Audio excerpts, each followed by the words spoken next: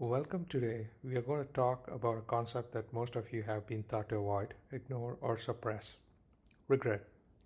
We live in a world that screams no regrets and positive vibes only, but I'm here to tell you, as the research confirms, that this is bad advice that actually degrades elite performance. If you ignore regret, you are intentionally deafening yourself to some of the highest value cognitive data you possess. Regret is not a sign of failure, it's an evolutionary adaptation designed to help us survive and thrive. It's a universal human baseline, a signal, a knock at the door, and today we are going to learn how to answer that door. Look at the left side of the screen. This is where most people live.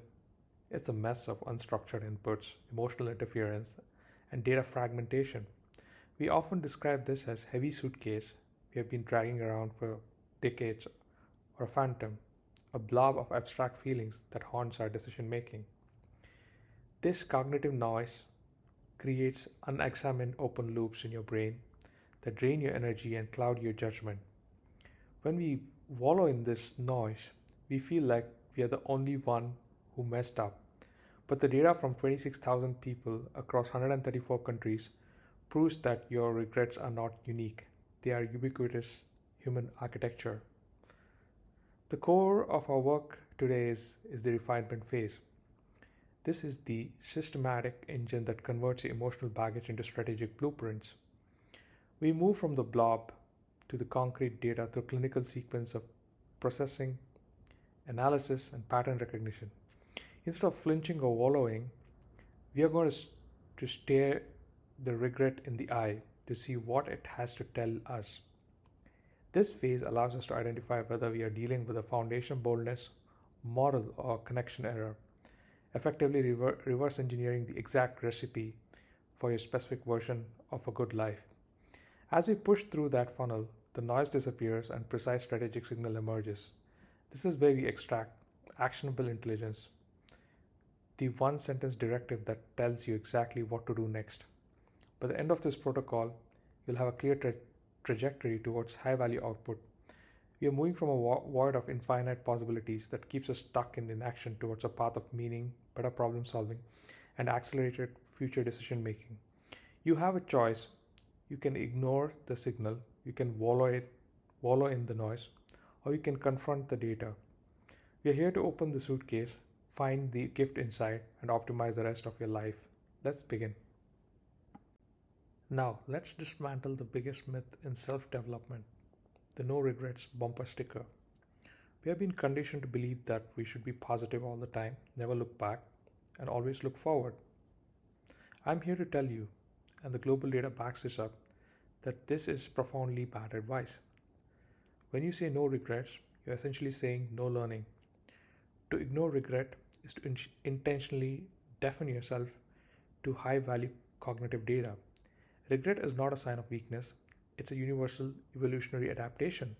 Just as fear keeps us from staying in a burning building, regret is the signal that helps us refine our future. Look at the left side of the slide. This is the toxic positivity trap represented by a flat line. When we plug our ears and say blah blah blah, no regrets, we are committing three strategic sins. First, we deny reality. We pretend a mistake didn't happen, which means we can never fix it. Second, we ignore systemic errors. We fail to see the pattern in our behavior that led to the foundation of boldness failures.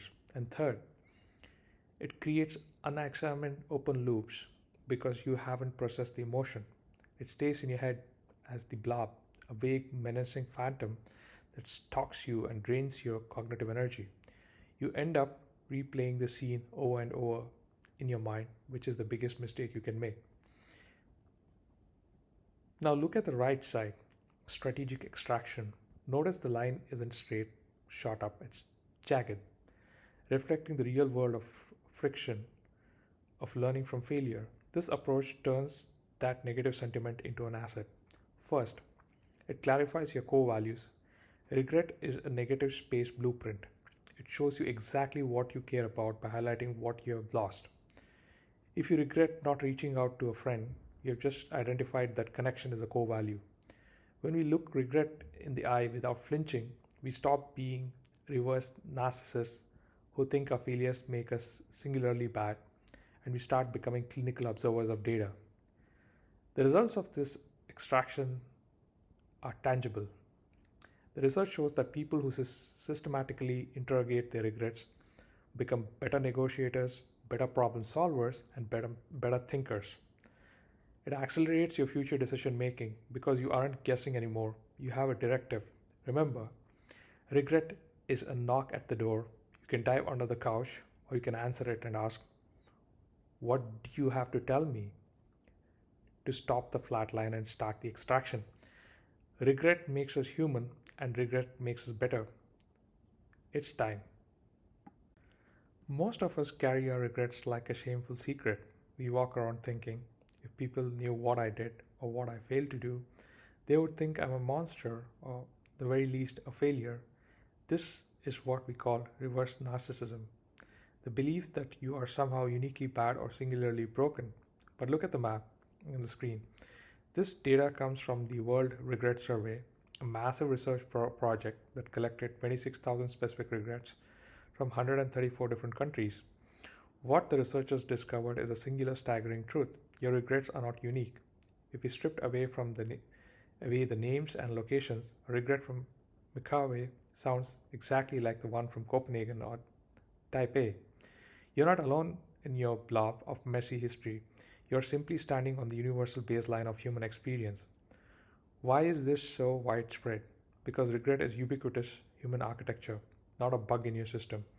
According to the research, there are only 3 types of people who do not experience regret. Young children, because their brains haven't yet developed the complex cognitive capacity to project into the past. People with specific neurodegenerative disorders and sociopaths. If you feel the sting of regret, congratulations. It is the ultimate proof that you are functioning, healthy human being with a moral compass. This feeling is a signal, a knock at the door, that nearly 8 billion other people are hearing right along with you. The fact that so many people were willing to share their deepest regrets anonymously and even left their email addresses to talk more about them proves that there is a global yearning to unburden ourselves and make sense of this data. This realization should be your first step towards freedom. If regret is universal, then the self-laceration you have been engaging in is a waste of high-performance energy. We need to move from contempt to clinical kindness. When you realize that 98% of the people fundamentally want to be good and feel terrible when they aren't, you can't stop viewing your past as full measure of your life and start seeing it as a single scene in a decade-long movie. You aren't that special in your mistakes. And that is the best news you have heard all day. It means we can stop wallowing in the why me and start asking the clinical question, what exactly is the data telling me? Why is that some mistakes vanish from our memory within weeks, while others haunt us for decades? The data reveals a massive distinction in the architecture of our regrets. We have action regrets, the things we did, and the inaction regrets, in the things we didn't do. As high performers, we often fear taking the shot because we are afraid of the action failing. But the research shows that while doing something might feel risky in the moment, it is the not doing that creates the most significant long-term cognitive damage.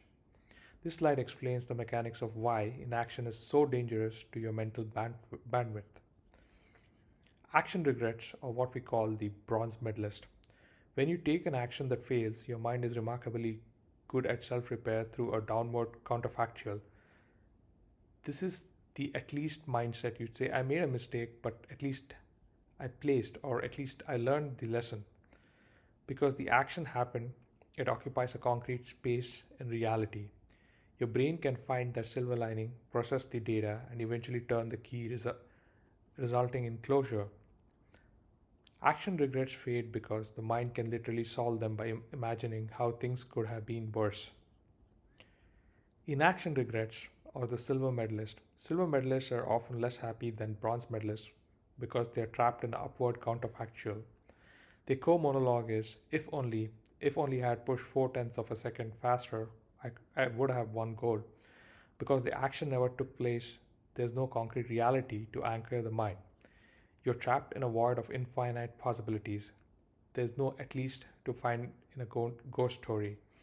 This creates an unresolvable open loop, an infinite loop that cycles in the background of your consciousness, draining your energy every single day. The takeaway for your future decision making is absolute. Inaction regrets compound. While action mistake might hurt today, the inaction mistakes will burn for 20 years because it can never be undone. It is metaphysically impossible to find closure on something that didn't happen. If you're sitting on a big decision day, a career jump, a conversation, a bold move, remember this light. The risk of the action failing is far less than the certainty of the inaction compounding. Stop building infinite loops. Take the shot, find the data, and get the closure you need to move forward. Now we move from the theory of regret into actual data. When we processed the 26,000 individual stories from 134 countries, we didn't find 26,000 different types of regret. We found four, just four. This is the negative space blueprint. For a high performance life, these four variables represent the four pillars of human fulfillment. When you understand these buckets, you stop seeing your mistakes as random failures and start seeing them as specific signals about what you value most. Let's break down the architecture of what makes a human life feel complete. The first two variables are about your trajectory. Foundation regrets are the results of systemic neglect. The monologue is, if only I had done the work. This is your health, your finances, and your education, the things that provide baseline stability. If your foundation is precarious, it's hard to be elite. Next is boldness. This is the opposite, the missed opportunities. If only I had taken the chance, whether it was starting that business or asking that person out. The data is absolute. We regret the chances we didn't take far more than the ones we took that failed. Boldness is the engine of growth. The final two variables define your soul. Moral regrets are the smallest category but the heaviest. If only I had done the right thing. These burn because they violate your internal architecture, confirming that you're fundamentally a good person who made a compromised choice. And finally, the most common category, connection. If only I had reached out. These are the drifted friendships and the unspoken I love yous. We often stay silent because of the paper tiger awkwardness, but the research shows that reaching out is almost always greeted with thrill, not annoyance. I want you to look at these four categories and identify which one is currently knocking at your door. Is your signal telling you to fix your foundation, act with more boldness, repair your morals, or restore a connection? Use these variables as clinical tool. We are going to stop guessing about why we feel bad and start using this taxonomy to execute a high value future. If you know the variables, you can solve the equation. Let's dive into each one. We are now diving into the first of our four universal variables, foundation regrets. The core monologue here is hauntingly simple. If only I had done the work. Unlike a boldness regret, which often centers on one big moment, foundation errors are quiet. They don't scream, they whisper. They are the result of those small, unchecked daily behaviors. The extra spending, the skipped workout, and I'll start tomorrow mindset that erode your systemic stability over years or even decades. In the moment, these choices feel insignificant, but in the long run, they define the very floor you stand on. Look at the yellow line on the chart. Systematic neglect, or what we call the grasshopper. For years, the grasshopper looks just like everyone else, hovering right on the baseline stability mark. You can ignore your health or your savings for a long time without seeing a catastrophe. But notice what happens as we move into the second and third decades. The line doesn't just dip, it collapses. This is the catastrophic compounding of foundation errors. One cigarette is fine, 20 years of them is not. One day of overspending is fine, a decade of it leads to 800 grand in debt and leans on your house. By the time the grasshopper realizes the foundation is gone, they're already fallen off the cliff. Now, look at the blue line. Systematic discipline, or the ant. The ant isn't doing everything heroic in the early stages either. They're simply assiduously gathering food for the winter. They're making the boring daily choices to save, to learn, and to take care of their body. For a long time, the ant's life looks identical to the grasshopper's, but then the power of compounding interest takes over. While the grasshopper is crashing, the ant's ability and the impact are skyrocketing. A good life is not precarious, it's built on a foundation that allows you to eventually stop worrying about survival and start focusing on self actualization. The strategic lesson here is that you don't want to live your entire life as an ant, always preparing for doom, but you must be a little ant like to secure your future. If your foundation is crumbling, you cannot be an elite operator. If you have a foundation regret today, it is a signal that your life has become precarious. My command to you is to stop the silent erosion now. The best time to plant the tree of stability was 20 years ago. The second best time is right now. Identify one foundational habit you have been neglecting and fix the floor before it gives way. We are now moving into the domain of boldness regrets. The monologue for this category is if only I had taken the chance. This cover career jumps. This covers career jumps, starting a business, or finally asking that person out on a date. The global data is absolute on this point. When we look back on our lives, what really bums us out is not taking the shot. We rarely regret the bold moves that fail. We almost always regret the moves we were too timid to make. The primary barrier to this boldness is a psychological phenomenon called the friction of risk, which creates a persistent and dangerous illusion of premature timing. Analyzing the quitting curve, look at the graph on your screen. This is the quitting curve. On the y-axis, we have the value and satisfaction, and the x-axis, we have time. Notice the first yellow dot, the optimal exit point. This point is located while you are still on the upward trajectory of the curve. Because you're still seeing growth and satisfaction, making a move here feels too early. Now look at the second dot, the comfortable exit point. This is where most people wait to act when the risk feels lower and they feel ready. But look at where the dot sits. The value has already peaked and is in the sharp decline. By the time you feel comfortable making a move, you're already too late. The Kahneman insight. This brings us to a profound insight from Nobel laureate Daniel Kahneman. Quitting at the right time always feels like quitting too early. As a high performers, we have to train our brains to recognize that the feeling of unreadiness or prematurity is actually a sign that we are at the optimal exit point. If you wait until you are 100% sure, you have already wasted the peak value of your opportunity. The friction you feel isn't a warning to stop, it's the resistance created by the momentum of a bold pivot. Stop waiting for the perfect moment or for the shadow of the tiger to disappear. The research proves that the timing will never feel perfect because your brain is wired to view the right time as the wrong time. If you're sitting on a decision right now, whether it's leaving a job, ending a relationship that has drifted, or starting a new venture, your command is to execute now.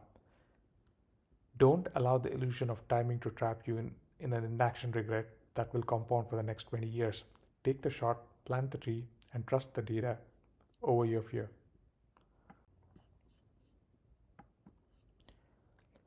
We now come to the smallest category in our data, but by far the heaviest, moral regrets. These are the decisions where you choose the low road over the high road. The monologue here is if only I had done the right thing, whether it was a lie, an act of unkindness, or a compromise of your character. These regrets burn differently than the others. They don't just feel like missed opportunity, they feel like a violation of who you are. But I want to offer you a strategic reframe. The fact that this regret still burns years later is an ultimate proof of your ethical baseline. Look at the diagram. Look at the diagram. You see the vertical line labeled core values. That is your internal architecture. The dots moving away from it represent the compromised action you took. The space in between the orange shaded area is what we call the cognitive dissonance. The source of your moral friction. Most people try to ignore the friction, but as high performer, you must recognize it as a precision instrument. This pain is a signal that your actions and your values are out of alignment. If you didn't have a moral compass, you wouldn't feel this friction at all. The 2% of the people who don't feel this are sociopaths. The other 98% are us fundamentally want to be good. To extract the data here, you must stop viewing a moral failure as the full measure of your life. As we discussed in stage 1, this was a single scene in a decade long movie. You are a good person who made a compromised choice in a moment when the pressure was high or the perspective was low. By looking this regret in the eye with a clinical kindness, you can stop the internal laceration and start the repair. Shame is a weight that drags you down. Data is a tool that lifts you up. We aren't here to wallow in the low road of the past. We are here to ensure every future road is the high one. We are now looking at the most frequent regret found in the global database of 26,000 stories, connection regrets. The core monologue here is, if only I had reached out. One of the most surprising findings in the research is that relationships rarely explode due to a massive fight. Instead, they drift. You lose touch with a colleague, friend, a sibling, or a mentor, not because of malice, but because of the slow passage of time. We carry these severed connections with us, and as we age, the weight of these unspoken words become one of our heaviest burdens. Look at the illustration on this slide. This is what we call the paper tiger.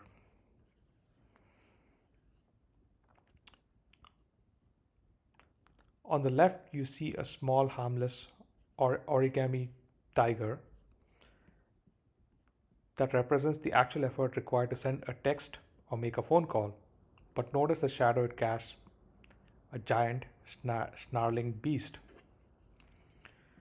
This shadow is your perceived awkwardness. We tell ourselves it's been too long. They've moved on, or they won't want to hear from me. This is a fabricated excuse. Research shows that we are reverse narcissists here. We think if someone reached out to us, we would be thrilled. Yet, we assume others would find our outreach weird. The truth is that the other person is almost always waiting for that signal. The strategic mandate on this slide is non-negotiable rule. When in doubt, reach out. The feeling of awkwardness you experience now is a paper tiger. It has no teeth. If you push through it once, the second time becomes easier. The small act of sending a text can instantly restart a relationship that has been dormant for decades. Don't wait for a funeral to realize you should have stayed in touch. If a name popped into your head while I was speaking, that's your signal. Your command is to stop staring at the shadow, recognize the paper tiger for what it is, and send that message. We have spent the last few minutes looking at the shadows of our lives, the things that make us feel bad. But look at the target on this slide. This is where the magic happens, by mapping out what humanity universally regrets. We have accidentally reverse engineered the exact recipe for human fulfillment. You see, regret isn't just a random emotion, it's a negative space blueprint. Like an architect looking at the empty space to understand the structure, we look at what we have missed to understand what we must build. When you identify a regret, you aren't just looking at a mistake, you're looking at a clear signpost pointing towards the good life. Look at the outer rings of the target. These are the 4 variables we discussed. Foundation, boldness, moral and connection. But notice what happens. Notice what happens when you move towards the center. When you resolve your foundation regrets, you aren't just working harder, you're securing stability. When you answer the call of boldness, you're securing growth. When you act on your moral compass, you secure goodness. And when you push past the paper tiger of awkwardness to make a connection, you secure love. These are the four pillars that every human being across every culture fundamentally craves.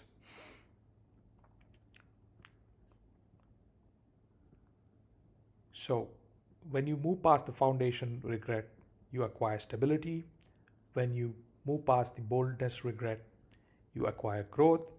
When you move past the moral regret, you acquire goodness. And when you move past the connection regret, you acquire love. The instruction here is simple but profound. Avoid the four traps and you secure the target.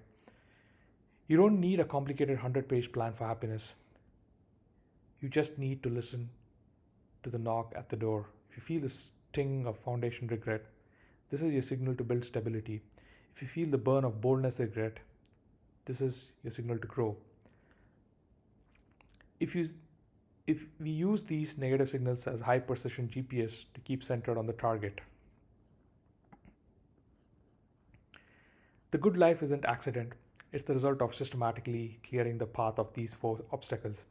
As high performers, we often overcomplicate success. The slide simplifies it. Every decision you make from this moment onward should be filtered through this target. Ask yourself, does this action secure my stability, my growth, my goodness, or my love? If it doesn't,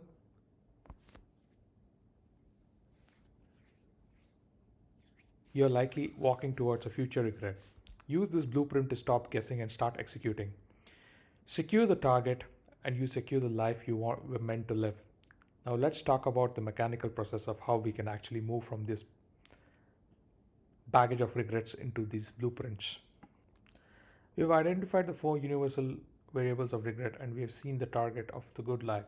But now we have to address the how. Most of you have tried to solve your regrets by thinking about them over and over again. But as we see in the sources, thinking is often just another word for wallowing. You cannot simply think your way out of a regret loop. If you stay inside your own head, you remain trapped in that infinite loop of inaction we discussed earlier. To get free, you must push your regret through a structured mechanical sequence. We're moving from the abstract blob to a concrete blueprint. Look at the three boxes on your screen. It's a three-stage sequence. This is the engine of regret protocol. It's a three-stage sequence: inward, here, outward, and forward. Step 1. Inward. This is about your internal monologue.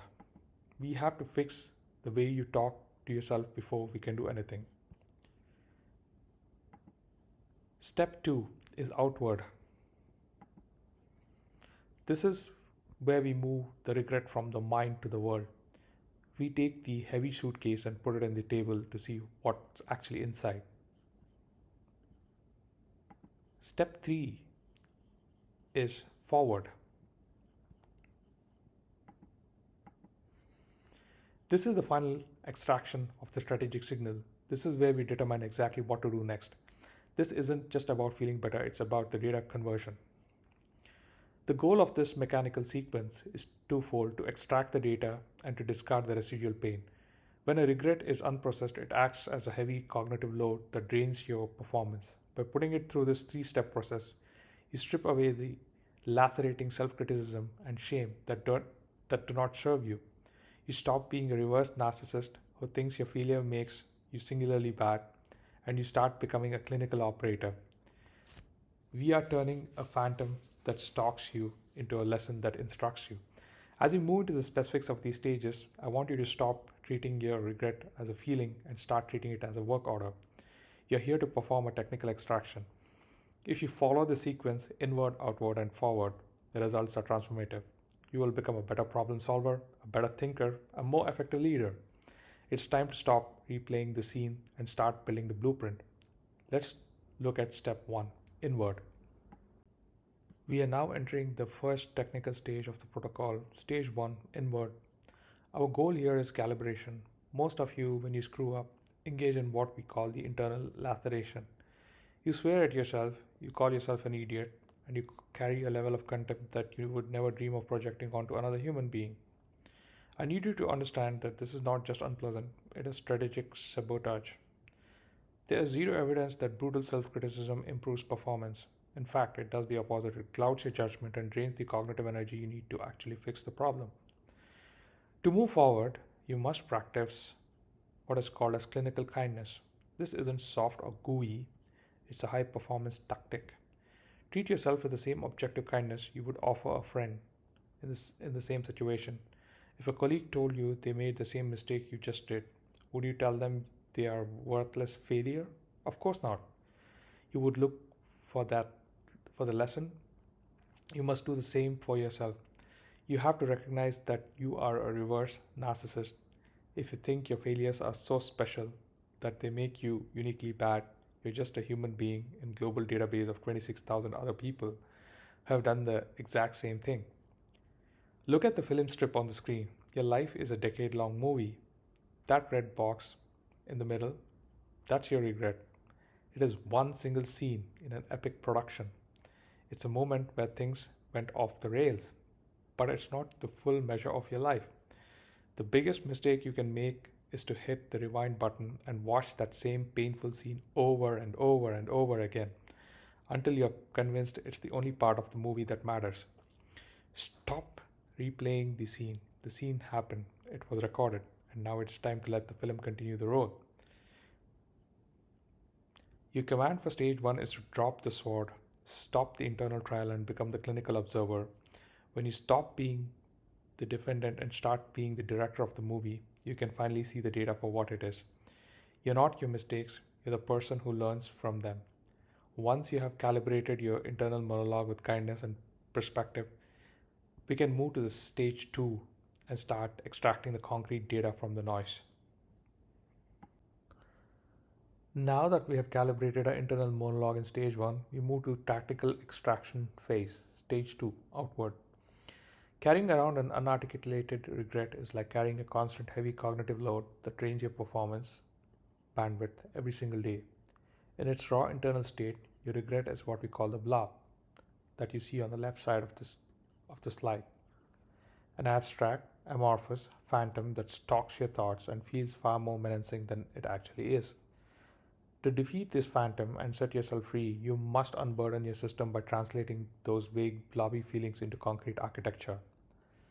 Look at the center of the slide, the protocol. This isn't just journaling, it's a mechanical process of data conversion.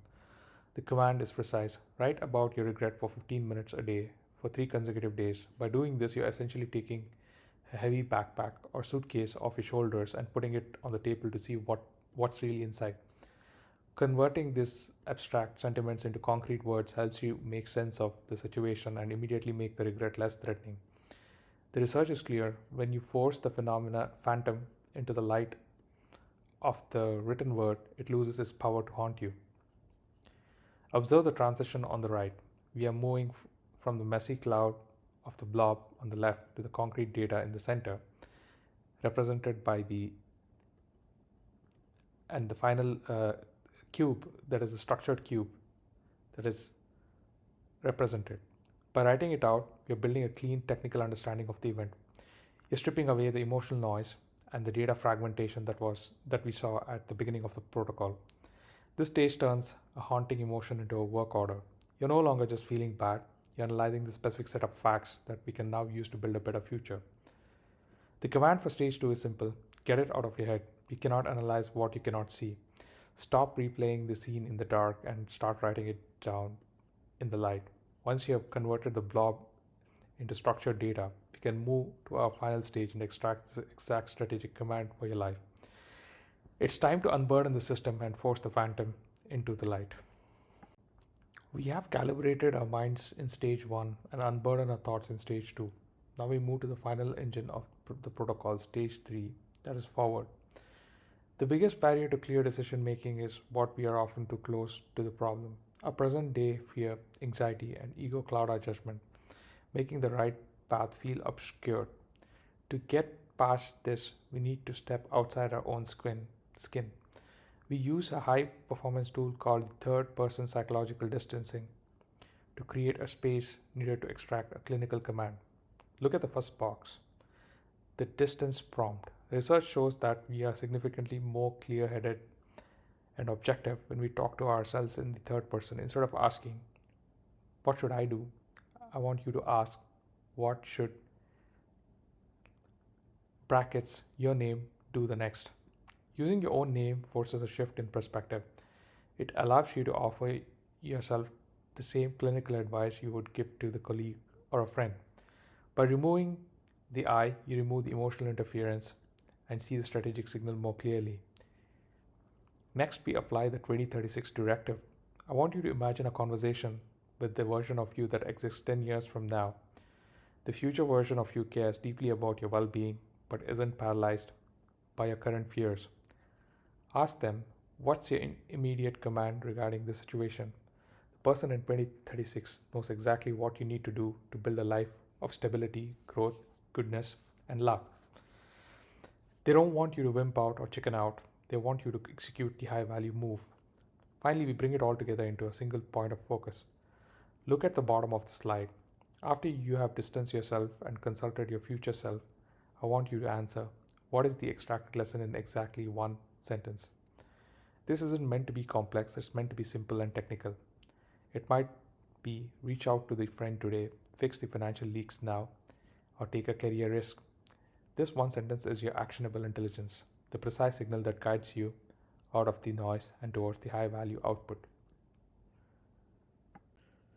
We have reached the final slide of the protocol, the high performance mandate. At this point, you have processed the theory and the data, and now you're faced with a definitive decision. Regarding your past mistakes, you have exactly three operational choices. First, you can ignore the signal. You can plug your ears with toxic positivity and pretend the systemic errors aren't there. But we know that just leads to a performance flatline. Second, you can wallow in the noise. You can keep replaying the scene, staying trapped in the blob of abstract pain. Or third, you can confront the data. Look at the checklist on the screen. Elite operators do not drag heavy suitcases across their remaining timeline. Dragging that weight is an amateur move that slows down your career, your relationships, and your growth.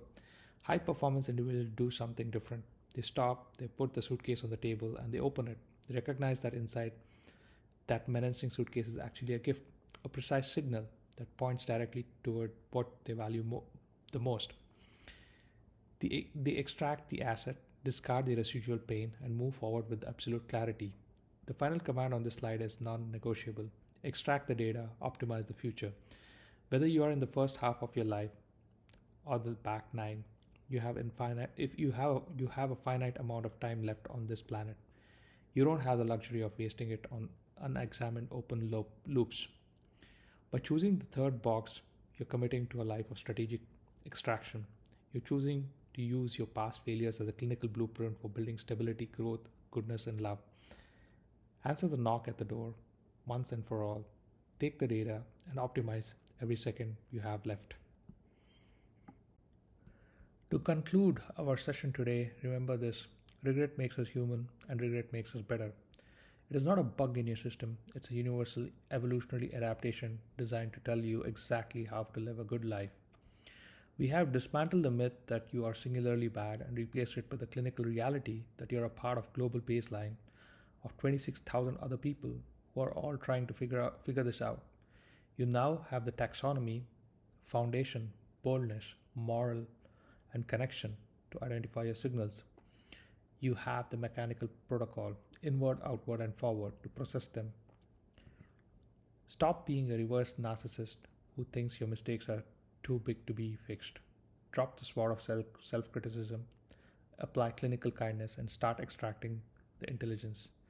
The 2036 version of you is waiting for you to execute these commands so they can live the life you're building for them right now. Your protocol starts now. Open the suitcase, extract the asset, and build the good life you deserve. Thank you.